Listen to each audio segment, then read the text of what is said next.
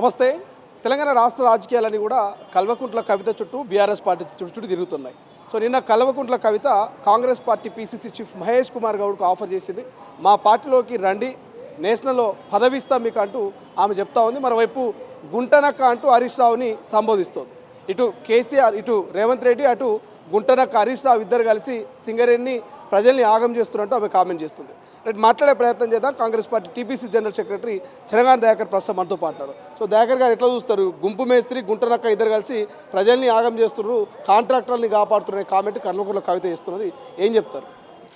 తెలంగాణ ప్రజాప్రభుత్వం వచ్చిన తర్వాత గౌరవ ముఖ్యమంత్రి రేవంత్ రెడ్డి గారి నాయకత్వంలో మాకు తెలంగాణ రాష్ట్ర అభివృద్ధి తప్ప ఇంకో ఆలోచన లేదు. వ్యక్తులకో, వ్యవస్థలకో, సంస్థలకో రాష్ట్ర ఖజానాను, రాష్ట్ర వ్యవస్థను కట్టబెట్టాలి, మేము జేబులు నింపుకోవాలనే ఆలోచన హరీష్ రావు లాగా, కేటీఆర్ లాగా మాకు ఆలోచన లేదు.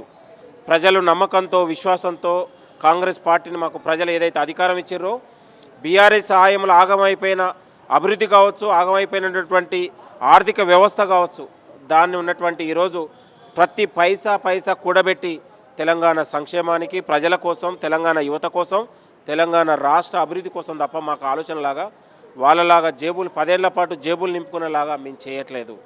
దయచేసి తెలంగాణ ప్రభుత్వం పైన, మంత్రుల పైన, ముఖ్యమంత్రి గారి పైన ఈ విషం ప్రచారాలు కావచ్చు, అసత్య ప్రచారాలు కావచ్చు, హరీష్ రావు, కేటీఆర్ మానుకోవాలని మేము హితవు పలుకుతున్నాం.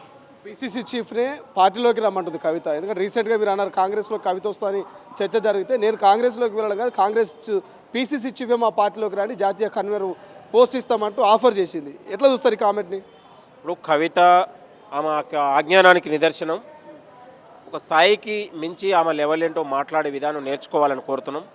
తాడు బొంగరం లేని కవితకు ఇవాళ సినిమా టికెట్ల దగ్గర, బ్లాక్ టికెట్ల దగ్గర డబ్బుల వసూళ్ల కోసం పెట్టుకున్నటువంటి జాగృతి సంస్థని ఆమె రాజకీయ పార్టీగా ఊహించుకోవడం చాలా సిగ్గనిపిస్తూ ఉంది. కాబట్టి కవిత కానీ, కవిత పార్టీకి కానీ ఆమె ఒక కేఏ పాలిగానే మిలిగిపోతుంది తెలంగాణ రాష్ట్రంలో. ఆమెను కానీ ఇంకొక కొత్త పార్టీకి అవకాశమే లేదు. అవకాశమే లేదంటున్నది, అధికారంలోకి వచ్చేది మేమే అని ఆమె బల్లగుది చెప్తున్నాను. నెక్స్ట్ టర్మ్ నేనేమంటున్నా, ఆమె ఒక కేఏ పాలుగానే మిగిలిపోతుంది తెలంగాణ రాష్ట్రంలో. దయచేసి ఆమెకు అతి గతి లేని, తాడు బొంగరం లేని కవిత ఇక అధికారం వస్తున్నది కళ. కాంగ్రెస్ పార్టీ ప్రజాక్షేత్రంలో ప్రజలు బలమైన పార్టీ. మరొక 10 ఏళ్ళు తెలంగాణలో కాంగ్రెస్ ప్రభుత్వం ఉండబోతూ ఉంది.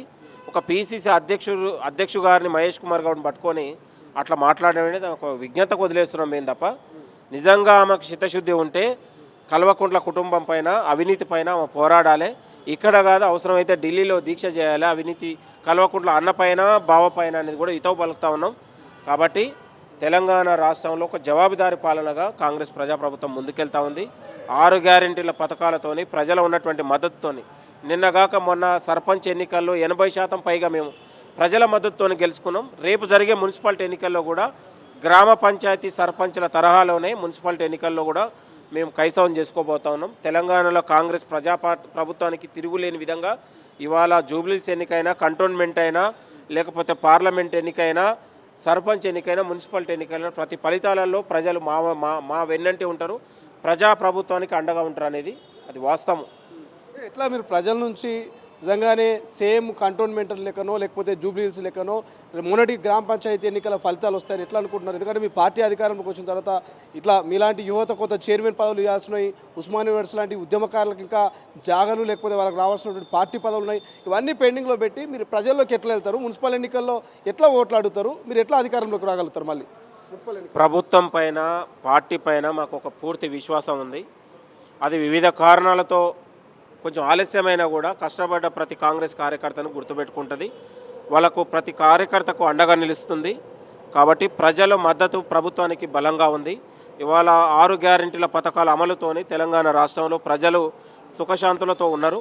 ఇవాళ సన్నబియ్యం లాంటి పథకాలు, ఇందిరమ్మ ఇండ్ల లాంటి పథకాలు, ప్రతి లబ్ధిదారుడికి, పేదవాడికి 200 యూనిట్లు లాంటిది, ఇవాళ రైతుకు రుణమాఫీతోని, రైతు భరోసాతోని, లేకపోతే ఉన్నటువంటి 500 రూపాయల బోనస్తోని తెలంగాణ ప్రజలు కాంగ్రెస్ ప్రభుత్వంతోనే ఉన్నారనే విషయాన్ని కూడా ఆశాభావాన్ని వ్యక్తం చేస్తూ ఉన్నాం.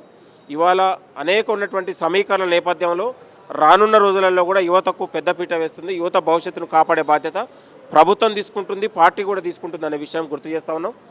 కష్టపడ్డ కాంగ్రెస్ పార్టీలో ప్రతి కష్టపడ్డ నాయకుడికి, ప్రతి కార్యకర్తకు న్యాయం జరుగుతుందనే విశ్వాసం. ఇది మొత్తం మీద పీసీసీ చీఫ్ పైన కామెంట్ చేసిన కవిత విఘ్నతకే మేము వదిలేస్తా ఉన్నాం. భవిష్యత్ అంతా మున్సిపల్ ఎన్నికల్లో కాంగ్రెస్ హవానే ఉంటుంది, కాంగ్రెసే మరి భారీ మెజార్టీ సీట్లను గెలుపొందబోతున్నట్టు తెలంగాణ దాకా చెప్తున్నటువంటి పరిస్థితి. చూద్దాం మరి రాజకీయ రగడ ఎక్కడ దాకా పోతుంది, కవిత నిజంగానే భవిష్యత్తులో అధికారంలోకి వస్తుందా ఏంటనేది చూడాల్సిన అవసరం ఉంది. కెమెరా పర్సన్ అజయ్తో శ్రీశైలం, తొలి వెలుగు, గాంధీ భవన్. అసలైన తొలి వెలుగు. ఫాలో వాట్సాప్ @తొలి వెలుగు official.